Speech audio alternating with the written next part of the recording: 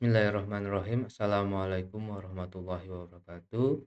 Hari ini kita akan melakukan perkuliahan komputasi geofisika pertemuan pertama, di mana kuliah ini bernilai 2 SKS, dan di awal dari perkuliahan ini kita akan membahas mengenai pendahuluan terlebih dahulu. Capaian pembelajaran mata kuliah atau CPMK yang akan kalian dapatkan itu adalah CPMK 01. Mahasiswa mampu memecahkan permasalahan dalam bidang fisika menggunakan komputasi, dan CPMK 02 yaitu mahasiswa mampu mengevaluasi hasil pemodelan dan pengolahan data seismik, gravitasi, dan juga magnetik menggunakan komputasi. Metode pembelajaran di sini saya akan melakukan demonstrasi pemrograman. Nanti dilakukan juga dua hal oleh teman-teman, yaitu adalah contextual learning dan problem based learning. Di mana dalam contextual learning kalian akan melakukan pemrograman pada perangkat keras masing-masing ya, sesuai arahan saya. Kemudian problem based learning nanti kalian akan diberikan kasus yang harus diselesaikan saat perkuliahan atau sebagai tugas mandiri nantinya. Kemudian materi perkuliahan 16 kali pertemuan, di mana 7 kali pertemuan sebelum UTS itu adalah pendahuluan ya hari ini. Kemudian di pertemuan kedua nanti ada analisis sinyal digital. Pertemuan ketiga ada forward modeling data seismik. Pertemuan 4 ada metode inversi data seismik ya. Pertemuan 5 ada atribut data seismik. Pertemuan 6 forward modeling data gaya berat. Pertemuan 7 forward modeling data geomagnetik, dan kemudian kita UTS. Pertemuan ke-9 nanti kita akan lakukan pengolahan data gaya berat. Yang ke-10 adalah pengolahan data geomagnetik. Yang 11 kita akan coba melakukan pengolahan data log sumur. 12 penerapan machine learning. 13 kita akan melakukan proyek pengolahan data geofisika. Nanti saya akan memberikan datanya untuk kalian olah untuk dijadikan proyek ya. Dan 15 adalah presentasi akhir dari proyek pengolahan data geofisika. Dan di akhir adalah ujian akhir yang akan saya ambil nilainya dari proyek data geofisika ya.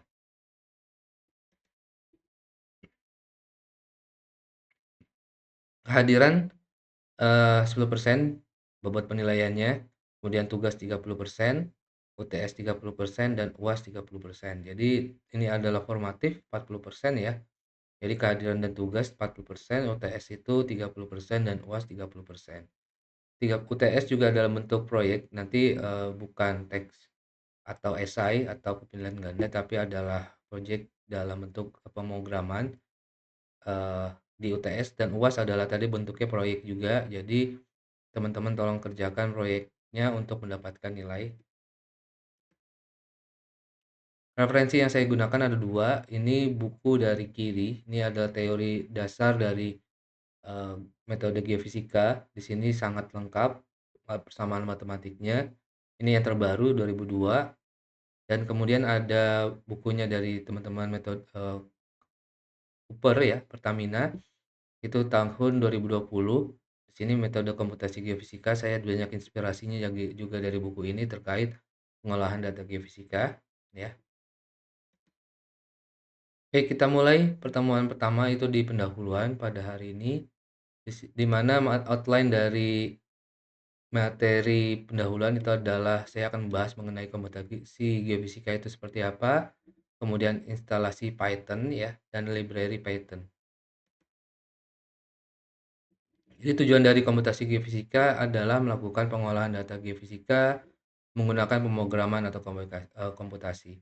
Jadi seperti kalimatnya komputasi dan geofisika. Jadi dalam prakteknya di geofisika itu sendiri pastinya akan menggunakan perangkat lunak ya.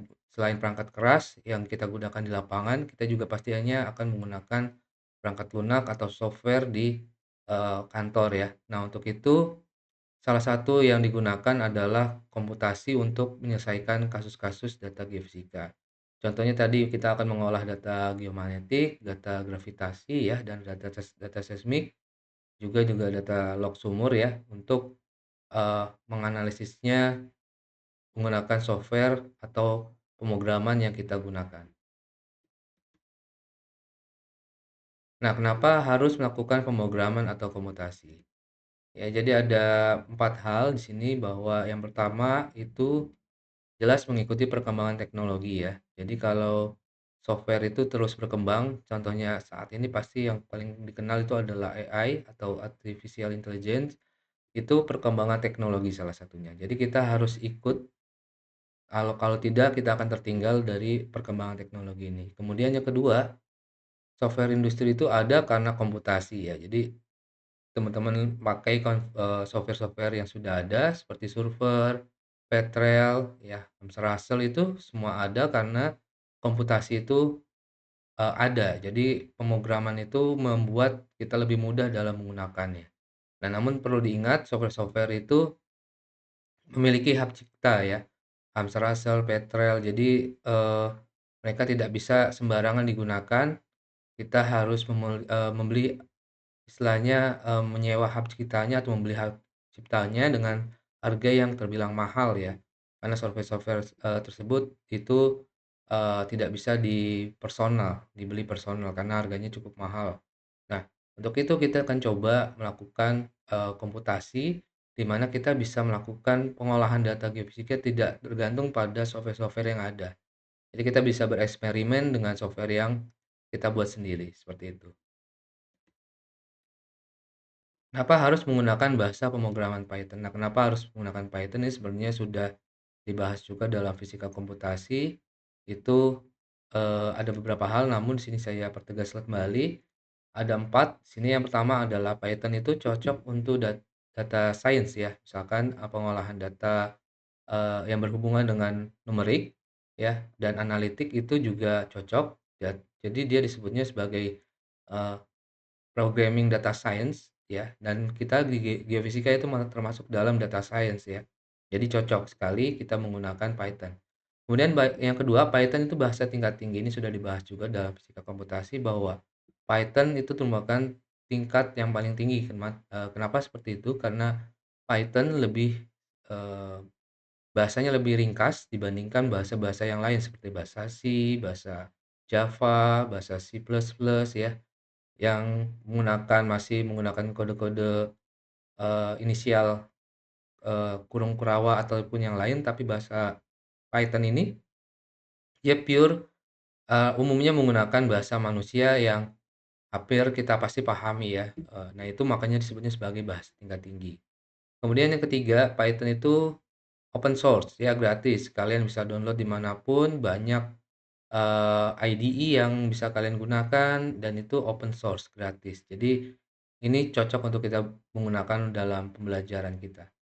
Kemudian yang keempat, komunitas pengembangan sudah mulai banyak ya. Jadi dalam hal data science itu sendiri, Python itu sudah banyak perkembangan di mana, teman-teman yang sudah menggunakan terlebih dahulu sudah sharing terkait program yang sudah mereka kerjakan dan kita bisa pakai ya, itu gratis dan kita bisa modifikasi.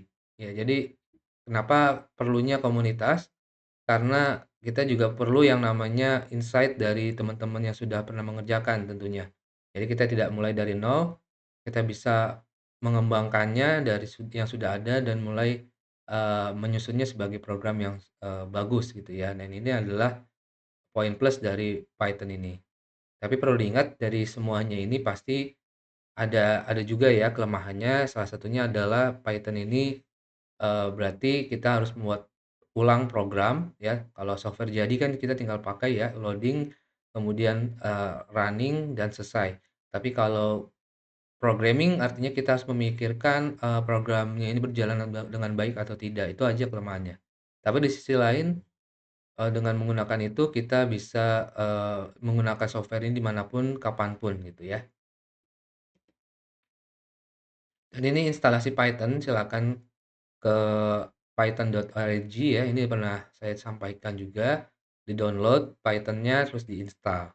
Kemudian IDE-nya atau, Integrated Development Environment ya, atau tempat membuat kodenya programming-nya Python, kalian bisa menggunakan beberapa, IDE, ada PyCharm, VS Code, dan Anaconda, dan, bebas mau yang mana, atau saya akan menggunakan yang namanya Google Colab ya, jadi online, untuk dalam praktikum ini. Jadi kalian teman-teman bisa tinggal tidak perlu instalasi ini sebenarnya, tapi ini saya ajarkan kalau teman-teman mau menggunakan secara offline.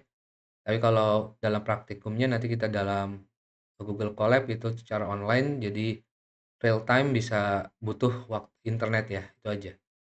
Ya download dan tinggal di-install,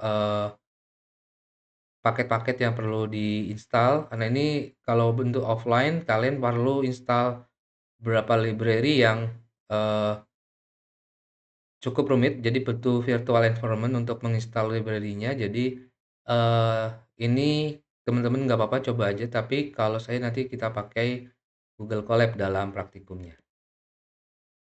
Kemudian, ini library tadi banyak ya, ada Pandas, ini untuk data analitik, dalam text file atau Excel file kita bisa menggunakan Pandas, kemudian ada NumPy untuk mathematical function, sin, cosinus ya, kemudian ada Matplotlib untuk visualisasi data, grafik, kemudian ada Seaborn untuk analisis data analitik, ada TensorFlow, Keras ya, ini untuk PyTorch ya, ini untuk machine learning, untuk AI kita coba nanti machine learning terutama, kemudian ada SciPy untuk scientific computation, Scrapy, SQL ini untuk database ya.